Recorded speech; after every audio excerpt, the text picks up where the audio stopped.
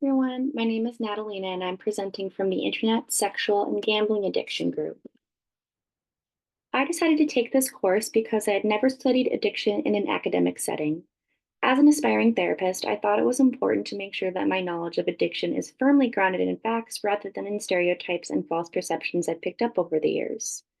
I chose the Internet Sexual and Gambling Addiction Group because I was interested in learning more about how these three addictions might interact with and potentially feed into each other. Let's take a look at the three articles I selected on this topic in order to better understand. The first article is titled Internet Gambling in Relation to Internet Addiction, Substance Use, Online Sexual Engagement, and Suicidality in a Greek Sample. This article managed to touch on all three of the topics we focused on in this group and served as a great jumping off point. The article examines the relationship between internet gambling and other impulsive behaviors, including internet addiction, substance use, online sexual engagement, and suicidality, using a sample comprised of Greek military personnel. Of the participants, 89% identified as men and only 11% identified as women. This is not surprising given that militaries tend to be comprised mostly of men, but I have noticed throughout this course that women seem to be widely underrepresented in many addiction research studies.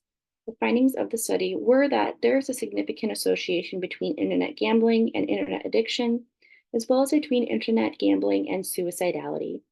There's also an association between internet gambling and substance use, as well as internet gambling and online sexual engagement. This article made me realize that someone with this gambling addiction might be drawn to develop internet and sex addictions, not because the activities themselves are similar, but because they scratch a similar itch for impulsivity. The next article is titled The Relationship of Sexual Objectification with Internet Addiction and Its Implications for Mental Health. This article was an interesting way to tie sexual addiction into internet addiction. The article examines the relationship between the experience of sexual objectification and internet addiction and the implications that relationship may have on the mental health of those who are sexually objectified. The study concluded that the experience of being sexually objectified is positively associated with the maladaptive outcome of internet addiction, as well as depression and anxiety, and also concluded that sexual objectification is negatively associated with a sense of control. Having experienced sexual objectification myself, like many women have, it makes sense to me that victims would seek out a sense of control on the internet and subsequently become addicted to the internet as a result of the comfort it has the potential to bring. This made me realize how someone might fall into an addiction due to the need for coping mechanisms. The final article is titled Cyber Sex Addiction, a study on Spanish college students. This article is also an interesting exploration of the relationship between sex addiction and internet addiction.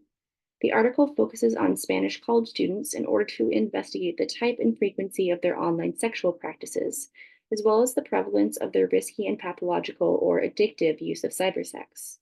The study concluded that Spanish college students show a clear preference for searching and viewing pornography and other online sexual behaviors that don't require interaction with another person over the use of sex chat rooms. I thought it was interesting that anonymity seemed to be the primary appeal of the crossover between sex addiction and internet addiction. The study also concluded, rather unsurprisingly, that men report higher rates of risky and pathological use of cybersex than women do, and both male and female students report a higher prevalence of risky online sexual practices than pathological online sexual practices. One of the biggest through lines that I noticed in these three articles and in most of the content we have explored in this course is that there's no real consensus of the definition of internet addiction. The article by Giatakos et al.